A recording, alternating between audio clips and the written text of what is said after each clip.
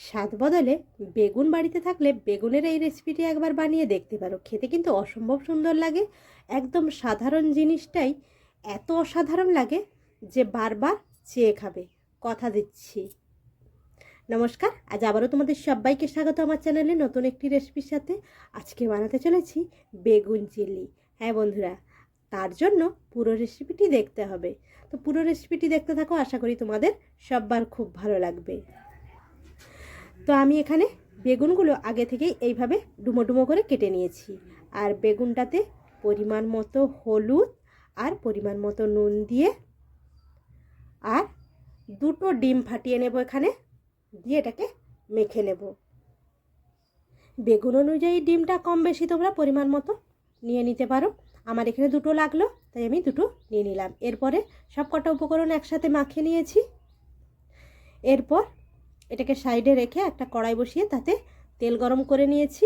এরপর দিয়ে দিলাম কিছুটা গ্রেট করে রাখা রসুন, আর তার সাথে দিয়ে দিলাম কুচিয়ে রাখা কিছুটা কাঁচা লঙ্কা, আর দিয়ে দিলাম গ্রেট করে রাখা কিছুটা আদা। দিয়ে একটু নাড়াচাড়া করে এটাকে ভেজে নেব। আদা রসুন কাঁচা লঙ্কাটা ভেজে নেওয়ার পর এরপর দিয়ে দেব যে ডিম, নুন হলুদ দিয়ে বেগুনটা মেখে রেখেছিলাম সব সমেত দিয়ে দেব। দিয়ে নাড়াচাড়া করতে থাকবো।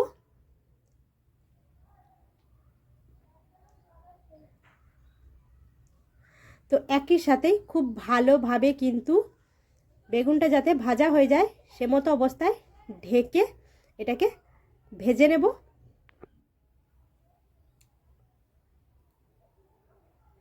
তো দেখো বেগুনটা কিন্তু আমার সেদ্ধ হয়েই এসছে। এরপর ঢাকা খুলে নাড়াচাড়া করে দিয়ে দেব ক্যাপসিকাম, টমেটো, পেঁয়াজ, আর এগুলোকে আমি আগে থেকেই কেটে রেখেছি। দিয়ে দিলাম ক্যাপসিকাম, দিয়ে দিলাম কেটে রাখা পেঁয়াজ, আর দিয়ে দিলাম টমেটো। দিয়ে আবারও নাড়াচাড়া করে নেব। আর এটা কিন্তু মিডিয়াম টু লো আঁচে করতে হবে, তাহলে কিন্তু খুবই অল্প তেলে খুব সুস্বাদু এই রান্নাটা হয়। তো এটা নেড়েচেড়ে নেওয়ার পর দিয়ে দিলাম কালারের জন্য, এটা দিয়ে দিলাম কাশ্মীরি রেড চিলি পাউডার। তোমরা চাইলে দিতে পারো, না হলে স্কিপ করে যেতে পারো। দিয়ে খুব ভালোভাবে নেড়ে নিয়েছি। তো দেখো এটা কিন্তু আমার হয়েই এসছে। এরপর দিয়ে দিলাম সামান্য একটু সয়া সস পরিমাণ মতো, আর দিয়ে দিলাম অল্প একটু টমেটো কেচাপ।